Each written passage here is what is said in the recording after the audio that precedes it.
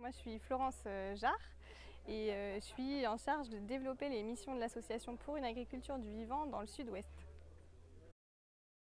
En Occitanie, ce qui est super, c'est qu'on travaille sur vraiment des productions diversifiées.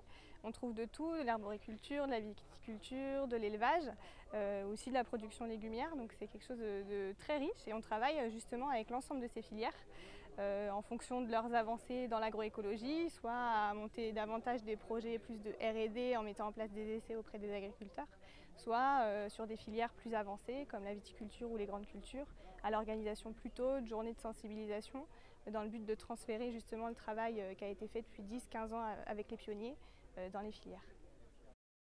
On organise justement dans le but de sensibiliser les acteurs des filières et de capitaliser un peu sur l'expérience des pionniers des journées techniques qui sont larges et ouvertes à tous, qui s'adressent principalement quand même à des publics d'agriculteurs et de techniciens et d'agronomes. On en a organisé une récemment début juillet à Gaillac sur la viticulture. On est également partenaire de Paysagie de Marcillac. Donc on développe toutes ces actions de sensibilisation et après on travaille sur des projets spécifiques de mise en place d'essais chez des agriculteurs, en arboriculture, en viticulture et en élevage.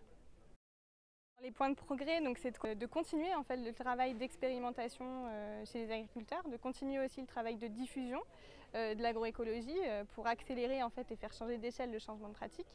C'est aussi de transférer tout ce travail dans les filières, avec les acteurs des filières.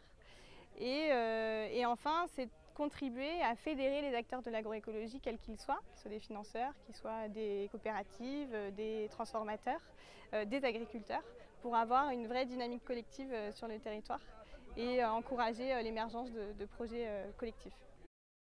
Alors l'agroécologie, déjà de quoi parle-t-on? On parle d'une agroécologie qui couvre les sols, donc qui met en place des couverts végétaux, qui réintroduit l'arbre aussi à travers l'agroforesterie et qui réduit au maximum le travail du sol pour préserver justement la biodiversité du sol et l'activité biologique.